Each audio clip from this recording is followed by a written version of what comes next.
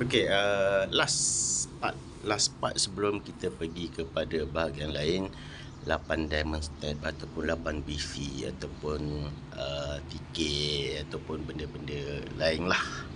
Kan last part dia adalah pada dia tak dinamakan sesi 1, sesi 2, sesi 3 lah. Kalau kita buka jilid 9 tu, kat situ dah termaktub ini sesi 3, ini sesi 2, ini sesi 1. Tapi dalam tu dia tak disebut sebagai sesi 1, sesi 2, sesi 3. Tapi dia adalah sebahagian daripada tempat yang kita nak kena tengok, iaitu AUO sebelum dia. Okay. Ini hari kita nak trade sesi 3. Ini kita nak trade kat sini kan. Sesi 3, sesi 2 semalam, sesi 1 semalam. Yang keempat adalah AUO sebelum dia ni kat sini. Okay. Dekat sini, apa yang kita nak kena lihat adalah sama dengan apa yang kita nak lihat dekat sini. Kat sini kita lihat 8D kan, 8D. Kat sini pun sama, kita melihat 8D. Dan dia termasuklah F2 dengan F1. F1 tak adalah sebab F1 kat sini. F1 dekat sesi 1. Okey, dekat sini kalau terbentuk pun F2 ataupun 8D, Diamond Stack Buy, Diamond Stack Sell, DSV Buy kan.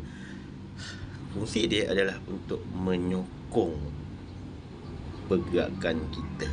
Contoh kita nampak, dan dia lebih kepada kalau market nak putar arah lah. Kalau market nak putar arah, kat sini mesti dah menyokong dia kan. Contoh ini memang dah putar, ini dah putar arah kan. Maksudnya adalah kita kena tengok nanti kita tengok dekat sana tu mesti dah ada diamond stack buy yang menyokong pada hari ini nak putar arah. Okey. Jadi dia lebih kepada benda tu lah. Ada F1, ada F2, F1 tak, ada F2, ada diamond step. Okey, tapi kena ikut juga. Sesi 3 ni kalau muncul F2 atau F1, batal lah segala-galanya kat belakang. Itu je lah.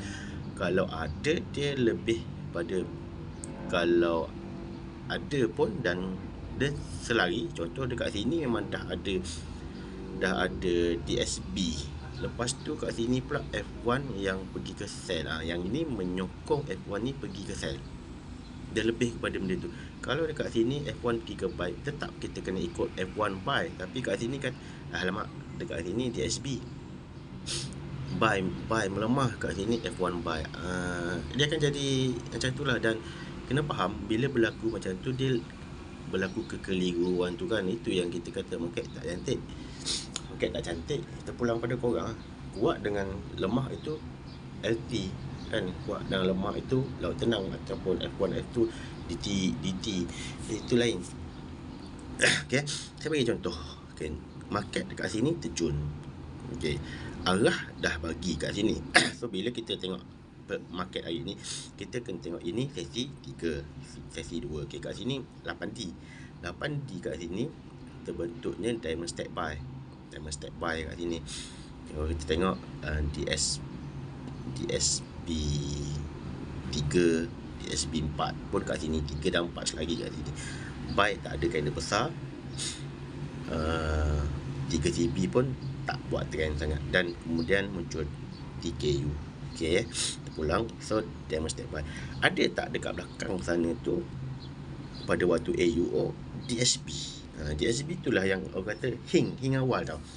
Hing awal, bang, aku dah bagi kau hing ni, aku dah bagi kau hing ni, aku nak lawan ni. Okay. So kita tengok kat sini pada waktu AUO kat sini memang kita ada TKL buy, DTB. Tapi pada waktu AUO ni kan, kalau ingat balik volume, cara mengira volume candle, saya dah tunjukkan dekat sini.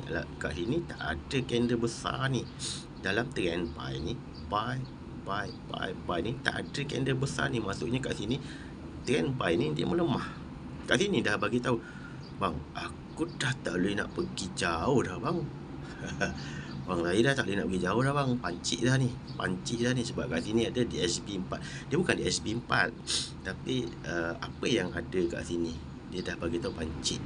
Kalau ada F1 ke sell pun, F2 ke sell pun, kat situ dah bagi tahulah kan, bagi tahu bang, aku dah pancit ni.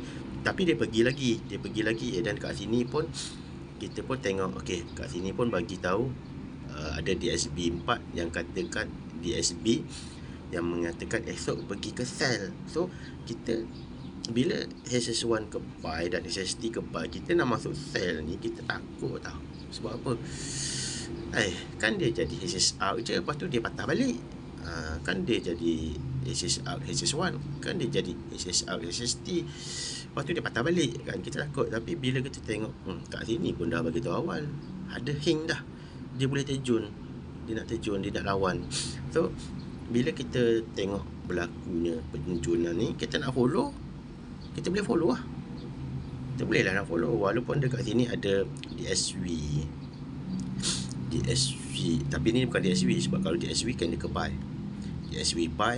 Kalau HST pi, DSV adalah kan dia ke pi. Ini dia lebih kepada akhir.